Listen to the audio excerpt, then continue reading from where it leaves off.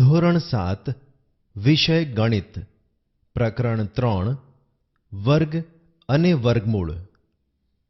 વિદ્યાર્થી મિત્રો, આજે આપણે ધોરણ 7 ગણિત વિષયમાં પ્રકરણ 3 વર્ગ અને વર્ગમૂળ વિશે શીખીશું. મિત્રો, આ કોઠો જુઓ.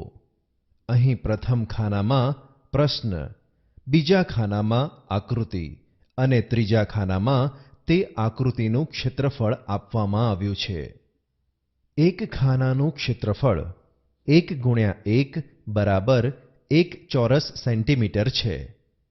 2 સેન્ટીમીટર બાજુવાળા ચોરસનું ક્ષેત્રફળ બરાબર 2 × 2 બરાબર 4 ચોરસ સેન્ટીમીટર છે. 3 સેન્ટીમીટર બાજુવાળા ચોરસનું ક્ષેત્રફળ બરાબર 3 × 3 બરાબર 9 ચોરસ સેન્ટીમીટર છે.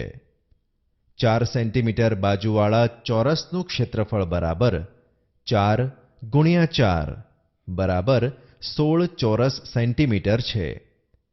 5 સેન્ટીમીટર બાજુવાળા ચોરસનું ક્ષેત્રફળ બરાબર 5 × 5 બરાબર 25 ચોરસ સેન્ટીમીટર છે. આમ 1 થી 5 સેન્ટીમીટર લંબાઈવાળા ચોરસના ક્ષેત્રફળ 1, 4, 9, 16 અને 25 મળે છે. ધોરણ 7 વિષય ગણિત પ્રકરણ 5 સમાંતર રેખાઓ. બાલ દોસ્તો, આજે આપણે ધોરણ 7 ગણિત વિષયમાં પ્રકરણ 5 સમાંતર રેખાઓ વિશે શીખીશું. મિત્રો, અગાઉ તમે ભૂમિતિમાં ખૂણાના વિવિધ પ્રકારો જેવા કે લઘુકોણ, કાટકોણ, ગુરુકોણ વિશે શીખી ગયા છો. તદુપરાંત તમે કોટિકોણ, પૂરક કોણ, અભિકોણ તથા રૈખિક જોડના ખૂણાઓ વિશે પણ શીખી ગયા છો. તે અંગે થોડી વાત કરી લઈએ. આ આકૃતિ જુઓ. અહીં ખૂણો AOB અને ખૂણો BOC એકબીજાના કોટિકોણ છે, કારણ કે તેમનો સરવાળો 60 અંશ વત્તા 30 અંશ બરાબર 90 અંશ થાય છે. આ આકૃતિ જુઓ. અહીં માપ ખૂણો ABC બરાબર 60 અંશ અને માપ ખૂણો XYZ બરાબર 120 અંશ છે.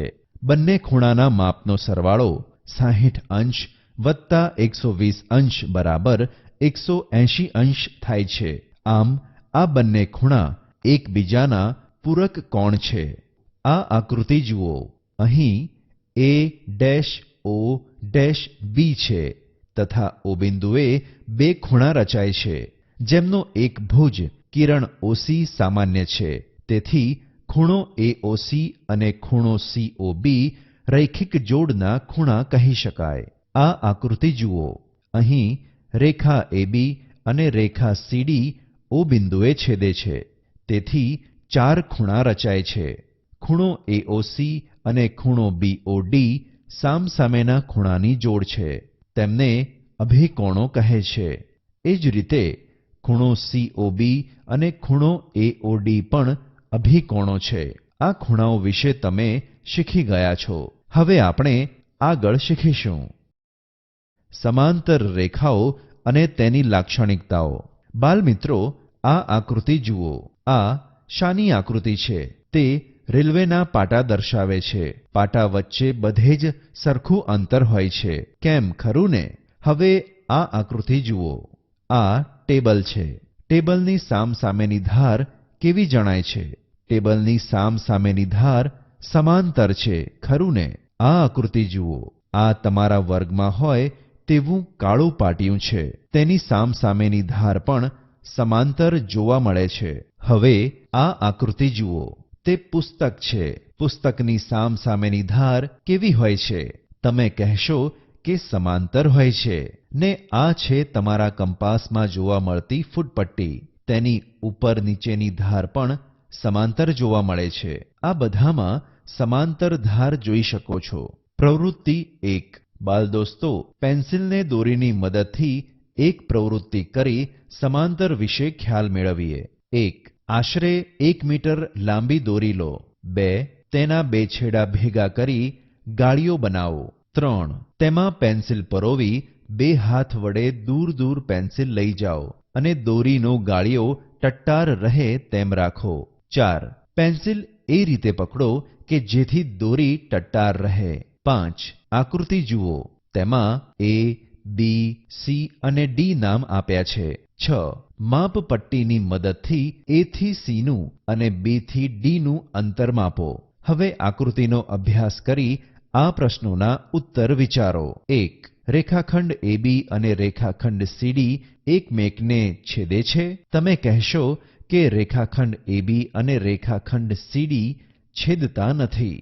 2. તેમની ધાર કેવી લાગે છે? તમે કહેશો કે તેમની ધાર સીધી રેખામાં છે. 3. બંને ધાર વચ્ચે બધે અંતર કેવું છે? તમે જોઈ શકો છો કે બંને ધાર વચ્ચે બધે અંતર સરખું જ રહે છે. આ દોરી આપણને સમાંતર રેખાઓનો ખ્યાલ આપે છે. આ પરથી કહી શકાય કે 1. સમાંતર રેખાઓ એકબીજીને છેદતી નથી. 2. સમાંતર રેખાઓ વચ્ચે બધે જ એક સરખું જ અંતર રહે છે.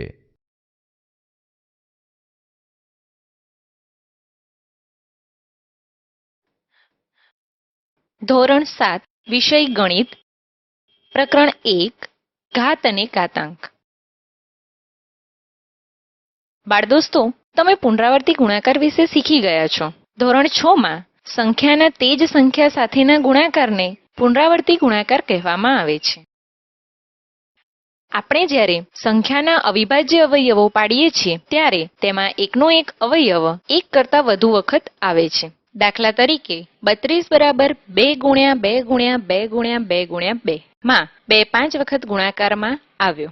તેને આપણે ટૂંકમાં 2 ની 5 ઘાત એમ લખીએ છીએ.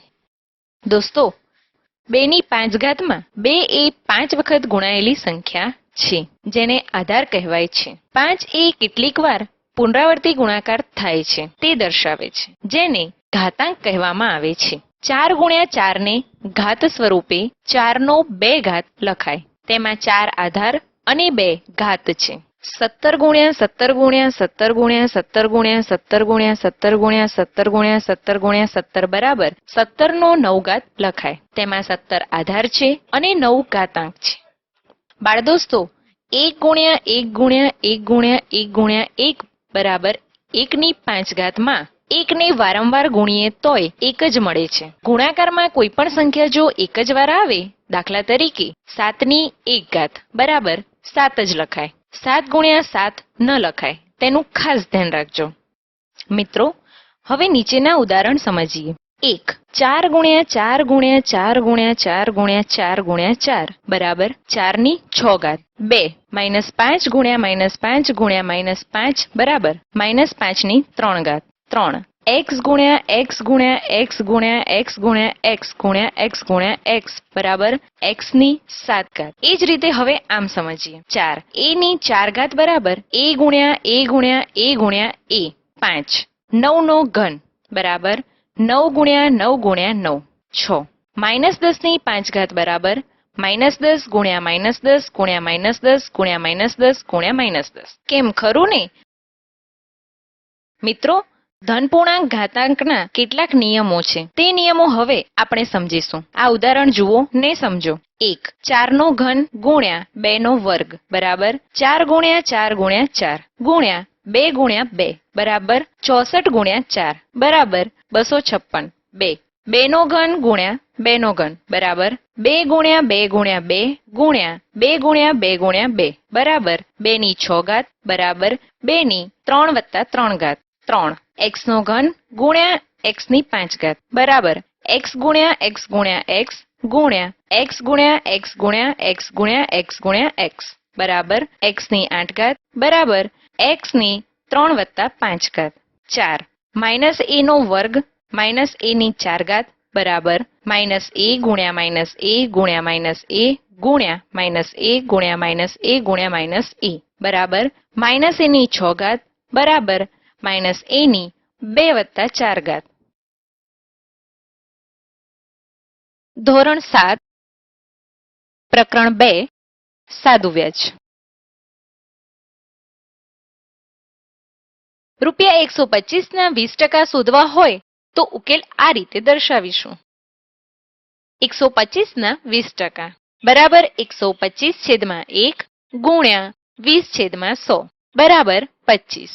માટે 125 ના 20% બરાબર 25. બાળ દોસ્તો, આપણે એક વ્યવહારુ કોયડો સમજીએ. ગ્રામ પંચાયતની ચૂંટણીમાં 2000 માંથી 1600 મતદારોએ પોતાનો મત આપ્યો હોય તો કેટલા ટકા મતદાન થયું કહેવાય? એ જાણવા માટે આપણે આ પ્રમાણે ગણતરી કરીશું. 2000 મતદારોમાંથી મત આપનાર મતદારો 1600 માટે 100 મતદારોમાંથી મત આપનાર મતદારો બરાબર 1600 ગુણ્યા 100 છેદમાં 2000 બરાબર 80. તો ચૂંટણીમાં 80% મતદાન થયું કહેવાય. ધોરણ 7 વિષય ગણિત પ્રકરણ 5 ઘનફળ. વિદ્યાર્થી મિત્રો, આજે આપણે ધોરણ 7 ના બીજા સત્રમાં ગણિત વિષયમાં પ્રકરણ નંબર 5 ઘનફળ વિશે શીખીશું. મિત્રો, આ દિવાસળીની પેટી જુઓ. ફૂટપટ્ટીની મદદથી તેની લંબાઈ અને પહોળાઈ માપો. લંબાઈ માપતા તે 4 સેન્ટીમીટર અને પહોળાઈ 2 સેન્ટીમીટર માલુમ પડે છે. એટલે દિવાસળીની પેટીની ઉપરની સપાટીનું ક્ષેત્રફળ 4 ગુણ્યા 2 બરાબર 8 ચોરસ સેન્ટીમીટર થાય. હવે તમારા ગણિતના પુસ્તકની લંબાઈ અને પહોળાઈ માપો. તે માપતા લંબાઈ 28 સેન્ટીમીટર અને પહોળાઈ 20 સેન્ટીમીટર માલુમ પડે છે.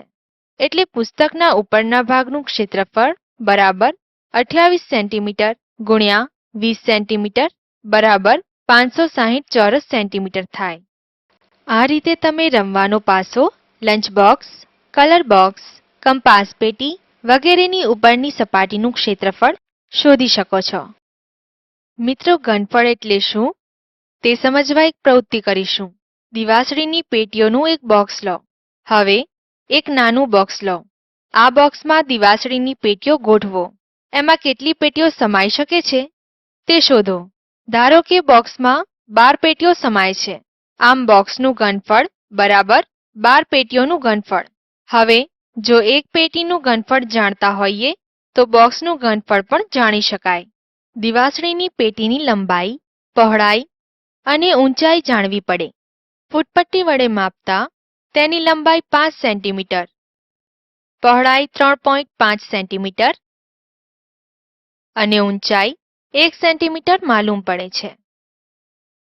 આમ દિવાસળીની એક પેટીનું ઘનફળ બરાબર લંબાઈ ગુણ્યા પહોળાઈ ગુણ્યા ઊંચાઈ બરાબર 5 સેન્ટીમીટર ગુણ્યા 3.5 સેન્ટીમીટર ગુણ્યા 1 સેન્ટીમીટર બરાબર 17.5 ઘન સેન્ટીમીટર.